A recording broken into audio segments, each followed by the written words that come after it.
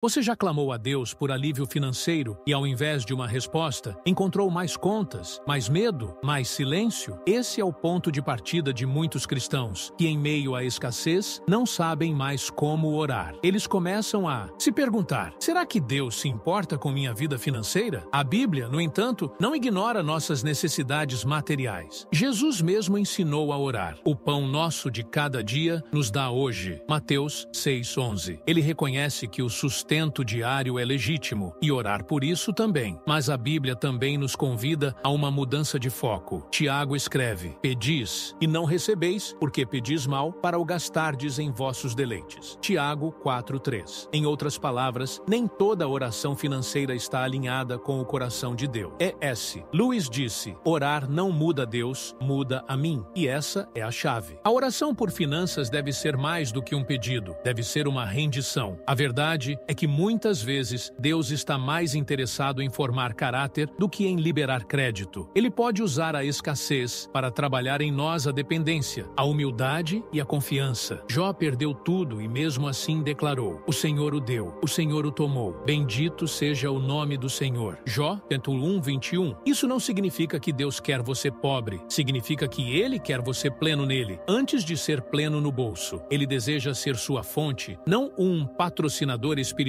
C.S. Lewis escreveu algo impactante: Deus não pode nos dar paz e felicidade fora dele, porque isso não existe. Sim, ore pela sua vida financeira, mas ore primeiro por um coração firme. Peça por sabedoria, não só por dinheiro. Busque contentamento, não apenas conforto. Versículo-chave: Filipenses 4:11-13. Aprendi a viver contente em toda e qualquer situação. Aplique. Antes de pedir que Deus mude sua situação financeira, peça que Ele mude você dentro dela. A escassez pode ser o terreno fértil para a fé florescer. Quantas vezes nossas orações financeiras nascem mais do medo do que da fé? A preocupação com boletos, dívidas, aluguel, filhos, tudo isso nos leva à oração, sim, mas muitas vezes com um coração aflito, quase em pânico. Mas Jesus foi direto: não andeis ansiosos por coisa alguma. Mateus 6:25. Ele não negou nossas necessidades. Ele apenas ensinou onde elas devem ser entregues, nas mãos do Pai. C.S. Lewis escreveu: a fé é o artífice da oração, mas muitas vezes é o medo que a desperta. É verdade, às vezes é a dor que nos empurra para o altar, e mesmo isso, Deus acolhe, mas o que Ele deseja é que aos poucos nossas orações saiam do desespero e caminhem em direção à confiança. Ansiedade não é só um sentimento, é uma forma de viver como se Deus não fosse suficiente. Jesus nos deu uma imagem poderosa: olhai as aves do céu. Mateus 6:26. Elas não armazenam, não controlam, não planejam o amanhã, e ainda assim são sustentadas. E ele conclui: não valeis vós muito mais do que elas? C.S. Lewis também nos lembra: se colocarmos a felicidade no dinheiro, nunca a teremos. O dinheiro é um ídolo que exige sacrifício, mas nunca satisfaz. A ansiedade muitas vezes nasce da falsa crença de que o dinheiro é o nosso refúgio. Mas o salmista declara: Deus é o nosso refúgio e fortaleza. Salmo 46:1. A oração precisa ser o lugar onde a ansiedade morre e a paz nasce. Filipenses 4:6 nos exorta: não andeis ansiosos por coisa alguma, mas em tudo, pela oração e súplica, com ações de graças, apresentem seus pedidos a Deus. Veja, com ações de graças. A gratidão é o antídoto contra a ansiedade. Quando oramos agradecendo, mesmo sem ver ainda a provisão, estamos dizendo: Deus, eu confio em Ti, não nas circunstâncias. Versículo-chave: Mateus 6:33. Buscai primeiro o reino de Deus e a sua justiça, e todas essas coisas vos serão acrescentadas. Aplique. Ore menos com medo e mais com fé. Substitua a urgência pela entrega. A ansiedade pode ser um sinal de que você está tentando controlar o que Deus quer que você confie. Quando falamos de oração pela vida financeira, é inevitável confrontar a ideia da prosperidade. Mas o que a Bíblia realmente diz sobre prosperar? E como C.S. Lewis poderia nos ajudar a discernir entre bênção verdadeira e ilusão espiritual? Muitos confundem prosperidade com acúmulo. Mas Deus não é um banqueiro celestial. Ele é Pai. E como tal, está mais interessado no nosso coração do que na nossa conta bancária. A verdadeira prosperidade, segundo a palavra, é ter tudo o que você precisa para cumprir o propósito que Deus te confiou. Paulo escreveu: Deus é poderoso para fazer abundar em vós toda graça, a fim de que, tendo sempre, em tudo, toda suficiência, superabundeis em toda boa obra. 2 Coríntios 9:8. Ou seja, prosperidade é suficiente para viver e sobrar para abençoar. C.S. Lewis escreveu algo profundo: a ganância nunca diz basta. Quando Deus é seu tesouro, a alma enfim repousa. A alma que faz de Deus sua fonte não se desespera por mais. Ela é grata pelo que tem. E isso é prosperidade de verdade. Davi declarou no Salmo 23: O Senhor é o meu pastor, nada me faltará. Essa é uma oração financeira em si. Ele está dizendo: se eu tenho o pastor, eu tenho tudo. O resto é acréscimo. Precisamos lembrar que o Evangelho não é um contrato de bens, mas um chamado à cruz. Jesus prometeu provisão, sim, mas também prometeu renúncia. E é nesse paradoxo que nasce a verdadeira prosperidade. Abrir mão do controle e confiar na provisão divina.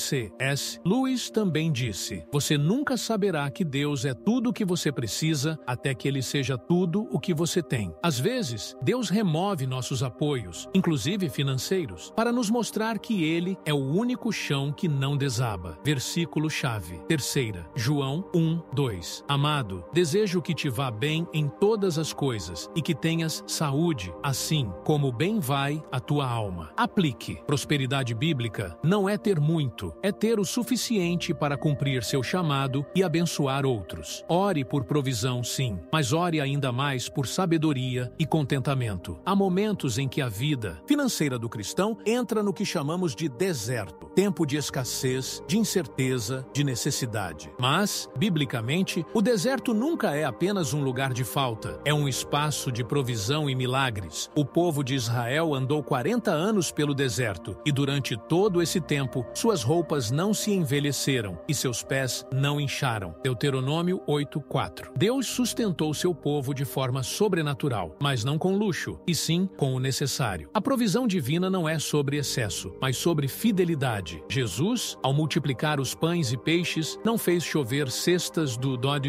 céu. Ele usou o pouco de um menino, 5 pães e 2 peixes, João 6:9, para alimentar uma multidão. A lição é clara: o pouco que temos, entregue com fé nas mãos de Jesus, se torna mais que suficiente. C.S. Lewis escreveu: milagres não são um rompimento das leis da natureza, mas uma intervenção de Deus naquilo que Ele mesmo criou. Quando oramos por finanças, precisamos entender que a provisão de Deus pode vir de formas inesperadas. Uma porta que se abre, uma ideia que surge, uma ajuda que chega no último momento, mas é sempre Ele e nunca o acaso. No deserto, Deus alimentava o povo com maná, mas o maná era diário. Não podia ser estocado. Por quê? Porque Deus queria ensinar dependência diária. O milagre vinha todo dia, mas não adiantava acumular. Era preciso confiar. C.S. Lewis também disse: Deus não é um padrasto cósmico querendo te negar coisas boas. Ele é pai, e um pai dá o que o filho realmente precisa. Às vezes oramos pedindo dinheiro, mas Deus responde com ideias, conexões, sabedoria, paciência, ferramentas que, no fim, nos levam à solução mais profunda do que imaginávamos. Versículo-chave. Filipenses 4:19. O meu Deus suprirá todas as vossas necessidades segundo as suas riquezas em glória em Cristo Jesus. Aplique. Creia que Deus é Jeová Jiré, o Deus que provê. Mesmo no deserto, Ele é fiel. Ore com fé, entregue o pouco que você tem e espere pelos milagres que só Ele pode fazer. Uma das grandes ironias da vida financeira cristã é que, justamente nos momentos de escassez, somos mais tentados a reter do que a doar. É compreensível. O medo de faltar grita alto. Mas o Evangelho nos convida a uma contramão, a generosidade. Provérbios 11:24 diz: há quem dê generosamente e vê aumentar suas riquezas. Outros retêm o que deveriam dar e caem na pobreza. A lógica divina é oposta à do mundo. Para o mundo, guardar é segurança. Para Deus, dar é confiança. C.S. Lewis dizia: a única coisa que você realmente possui é aquilo que você está disposto a perder por amor a Deus. A generosidade não é sobre quanto temos, mas sobre o quanto confiamos. A viúva que deu 2 moedas no templo Lucas 21:1-4, foi elogiada por Jesus porque mesmo tendo pouco, deu tudo. Ela não tinha reserva, mas tinha fé. Quando oramos por vida financeira, muitas vezes queremos apenas receber. Mas a Bíblia nos mostra que receber está diretamente ligado a dar. Dai e ser-vos-á dado. Lucas 6:38. C.S. Lewis reflete que o cristão generoso não se guia por cálculos, mas por compaixão. A caridade, mesmo quando custa, é a alma da fé viva. Isso não significa dar irresponsavelmente. Significa estar disposto a abençoar, mesmo quando parece arriscado. A generosidade é uma declaração espiritual. Deus é minha fonte, não o dinheiro. Muitos bloqueios financeiros estão ligados a corações fechados. Deus confia recursos a quem ele sabe que não os transforma em ídolos. Quando você é um canal de bênção, Deus garante que você nunca fique seco. Versículo-chave, 2 Coríntios 9:6-7. Quem semeia pouco, também colherá pouco, e quem semeia com fartura, também colherá fartamente. Cada um contribua segundo propôs no coração. Aplique. Ore não apenas por provisão, mas por um coração generoso. A bênção não para em quem a retém. Ela flui através de quem confia no provedor, não na provisão. Aplique. Ore não apenas por provisão, mas por um coração generoso. A bênção não para em quem a retém. Ela flui através de quem confia no provedor, não na provisão. Depois de tudo, ainda há uma pergunta final que precisamos fazer. O que é, de fato, uma vida financeira abençoada? Será ter dinheiro suficiente para viver confortavelmente? Ser livre de dívidas? Ou há algo mais profundo? Jesus contou uma parábola sobre um homem que enriqueceu, construiu celeiros maiores e disse a si mesmo: descansa, come, bebe e alegra-te. Mas Deus respondeu: louco, esta noite pedirão a tua alma. Lucas 12:20. A lição? A vida não consiste na abundância de bens. C.S. Lewis dizia: se eu encontro em mim um desejo que nada neste mundo pode satisfazer, a explicação mais provável é que fui feito para outro mundo. A verdadeira riqueza é viver com o coração ancorado na eternidade. Quando Cristo é o centro, o dinheiro perde o trono. Ele se torna ferramenta, não Deus. A oração por vida financeira deve, acima de tudo, nos levar a esse lugar, onde Jesus é nosso maior bem. Ele mesmo disse: não ajunteis tesouros na terra, mas ajuntai tesouros no céu. Mateus 6:19-20. C.S. Lewis completa esse pensamento ao escrever: Deus não quer algo de nós, Ele nos quer. E quando Ele nos tem por inteiro, Ele pode nos confiar tudo o que precisamos, sem que isso nos corrompa. O dinheiro se torna servo, não senhor, e a oração vira gratidão, não cobrança. Talvez você ainda esteja esperando uma resposta financeira. Talvez ainda ore por um alívio, e Deus ouve. Mas hoje, Ele também te chama para confiar nele como seu maior tesouro. O céu jamais te faltará. Versículo-chave, Mateus 6:21. Porque onde estiver o teu tesouro, aí estará também o teu coração. Aplique. Ore como quem já tem o maior tesouro, Cristo. Confie no Deus que provê. Sim, mas confie ainda mais no Deus que salva. Quando Ele é tudo, o resto encontra seu lugar. Oração final, Pai amado. Hoje nos ajoelhamos diante de Ti, não apenas com as mãos estendidas, mas com o coração rendido. Sabemos que Tu és o nosso pastor e nada nos faltará. Mas confessamos que, tantas vezes, nosso coração se inquieta com o amanhã, com as contas, com os medos do sustento. Ensina-nos a confiar. Ensina-nos a buscar primeiro o Teu reino e a Tua justiça, crendo que todas as outras coisas nos serão acrescentadas. Se houver em nós idolatria, arranca. Se houver em nós apego ao dinheiro, liberta. Que o nosso verdadeiro tesouro seja sempre Cristo, que a nossa alegria esteja nele e não na conta bancária. Senhor, para aqueles que estão passando por necessidades, abre portas, proporciona ideias, conexões, milagres. Mas acima de tudo, dá-nos a paz que excede todo o entendimento, aquela que vem não da provisão, mas da presença. Como disse o teu servo C.S. Lewis, Deus não quer algo de nós, Ele nos quer. E aqui estamos, entregues a Ti. Cuida de nós como filhos. Ensina-nos a ser generosos, confiantes e gratos. Em nome de Jesus, nosso provedor eterno, oramos. Amém.